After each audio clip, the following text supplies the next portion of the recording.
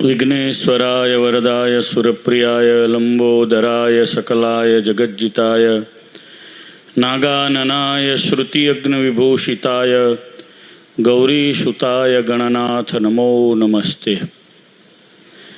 भवसंभवभीतिभेदनं सुखसंपत्करुणानिकेतनं व्रतदानतपःक्रियाफलं सहजानन्दगुरुं भजे सदा। नीतिप्रवीण निगमागम शास्त्रबुद्धे राजाधिराज रघुनायक मंत्रिवर्य सिंदूरचर्चित कलेवर नैष्ठिकेन्द्र श्रीरामदूत हनुमन हर संकटम में।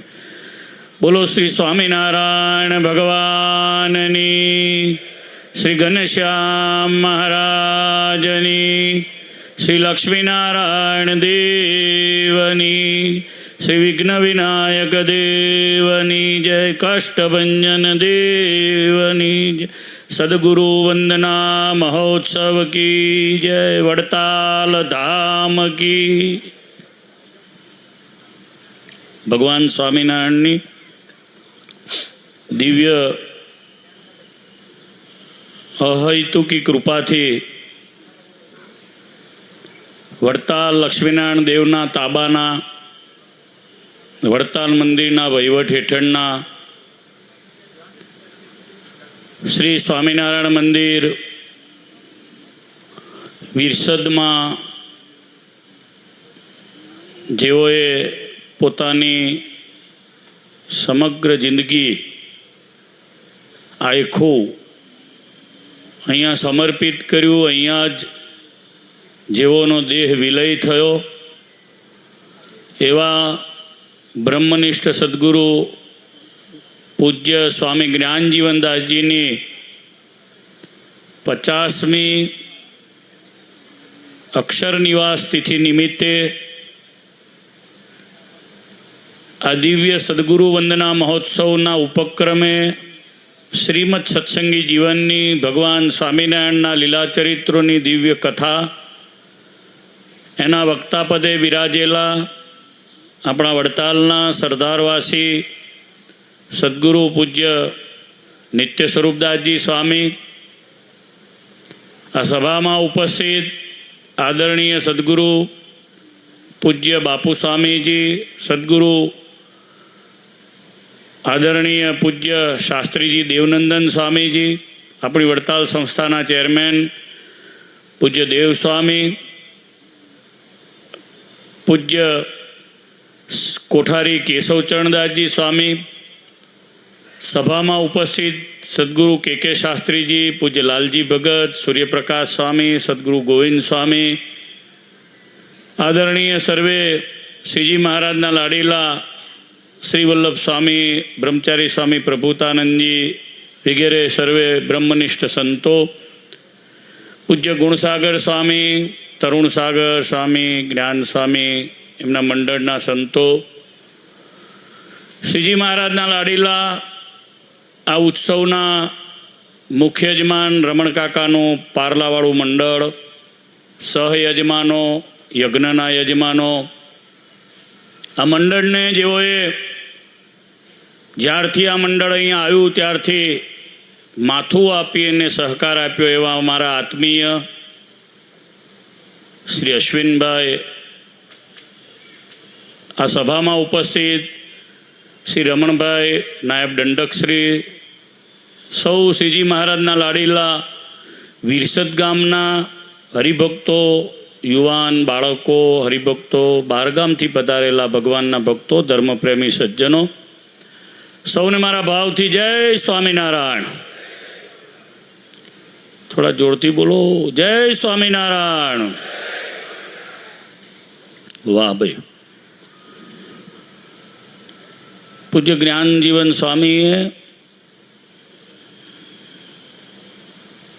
स्वामीनारायण भगवान ने राजी करवा माटे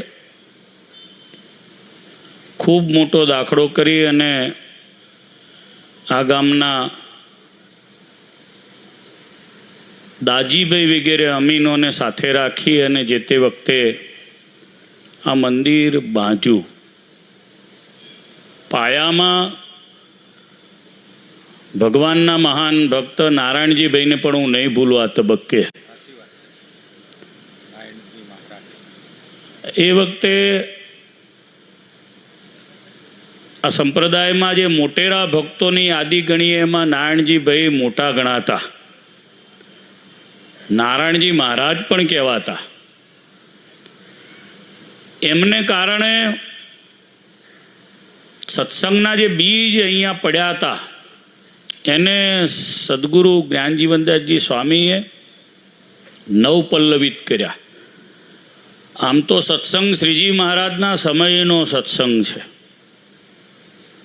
હું હરિચરિત્રામૃત સાગર વાંચતો તો એમાં ભગવાન સ્વામિનારાયણ જ્યારે વડતાલમાં રંગોત્સવ કરવા પધાર્યા વિક્રમ સંવત 1876ની સાલમાં ફાગણ મહિનામાં પીપળાવ ગામમાં રોકાયા ત્યારે આ ગામના નારાયણદાસ અમીન વિરસદના એમને મળવા માટે આવ્યા હતા. એવો ઉલ્લેખ આધારાનંદ સ્વામીએ વિરસદનો અને કલાલીનો બે ગામનો ઉલ્લેખ હરિચરિત્રામૃત સાગરમાં પીપળાવ ગામના આશાપુરી માતાના મંદિર આગળના ચોકનો ઉલ્લેખ કર્યો છે. મહારાજે તે દિવસે 3 અભય વચનો અમે આ સત્સંગમાં આવ્યા ત્યારથી અમે રાખ્યા છે જીવનમાં. એ બધું વાત કરી, પીરસવું, સંતોને ભેટવું, અંતકાળે લેવા આવવું વગેરે. ત્યારે નારાયણદાસ અમીન આ ગામના એમને લેવા માટે ને મહારાજના દર્શનાર્થે ગયા એવો ઉલ્લેખ કરેલો છે. એટલે મહારાજના સમયનો પરંપરાનો આ દિવ્ય સત્સંગ હતો. પૂજ્ય સ્વામીએ એને પાળ્યો, એને પોષ્યો અને એને દેવલક્ષી બનાવ્યો. લક્ષ્મીનારાયણ દેવનું આ મંદિર કર્યું. ઘણી વખત માણસ બહુ લાંબા ટાઈમ સુધી રહે એટલે એમાં વ્યક્તિગત મમત્વપણું આવે જ. હું હોઉં કે તમે હો કે ગમે હોય, પણ સ્વામીની સરળતા હતી. અહીંયા આનંદ પ્રસાદજી મહારાજ મૂર્તિની પ્રતિષ્ઠા કરવા માટે પધાર્યા. એની પહેલાં આગલા દિવસે આ લક્ષ્મીનારાયણ દેવનો આ મંદિરનો દસ્તાવેજ કરાવડાયો. સ્વામીએ જાતે પોતે રસ લઈને યાદ કરી. સ્વામીને વખતે ટેકો કરનારા પૂજ્ય કાનજી ભગતજી, ઈશ્વરલાલ લાભશંકર પંડ્યાજી આ વગેરે સ્વામીના અંતેવાસીઓ બધા સ્વામીની સાથે રહેલા હતા.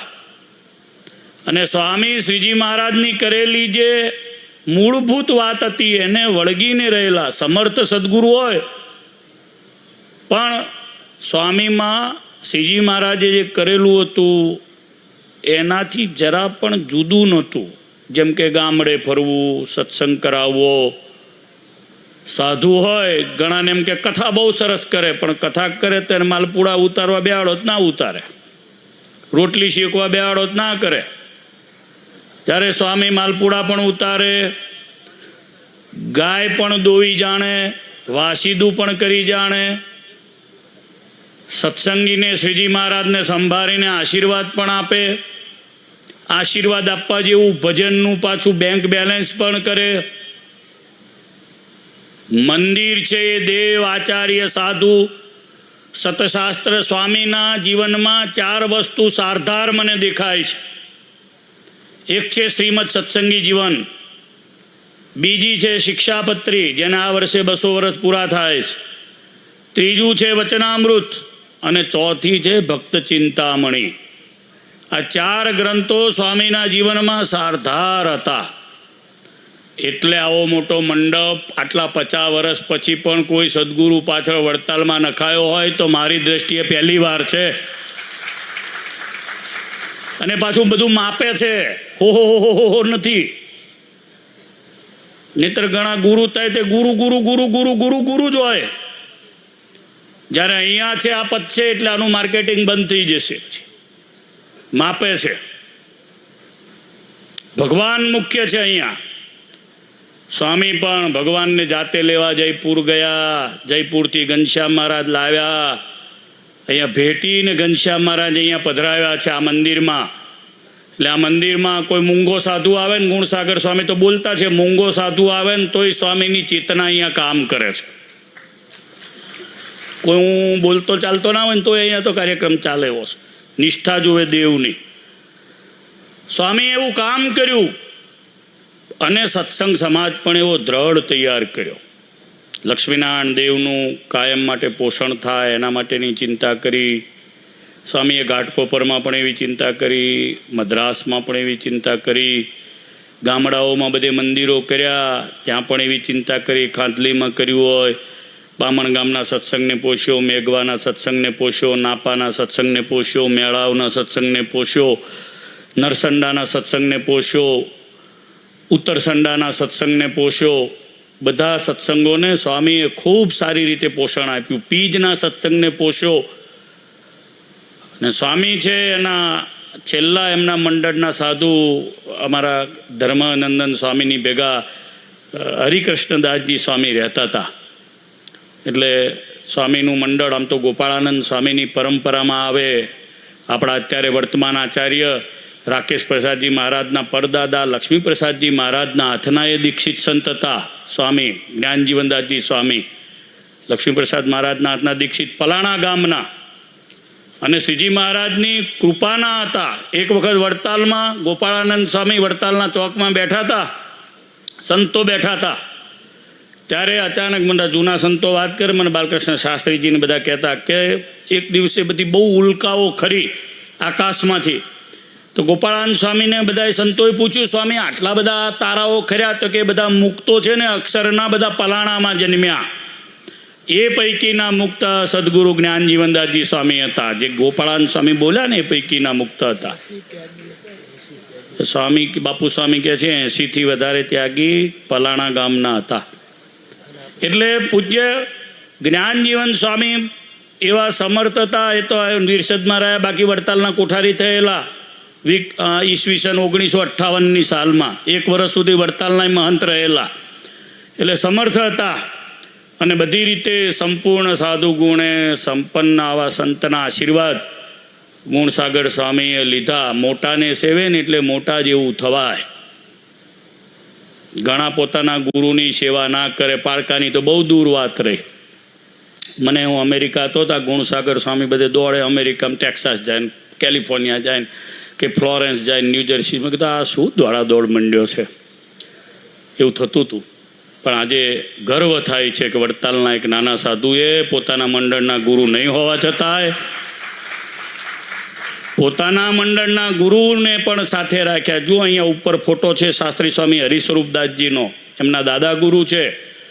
કેશવચંદદાસ સ્વામી અહીંયા બોલશે નહીં, સ્વામી જે બેઠા છે કોઠારી, પણ એમણે એમના ગુરુની આખી જિંદગી સેવા કરી છે.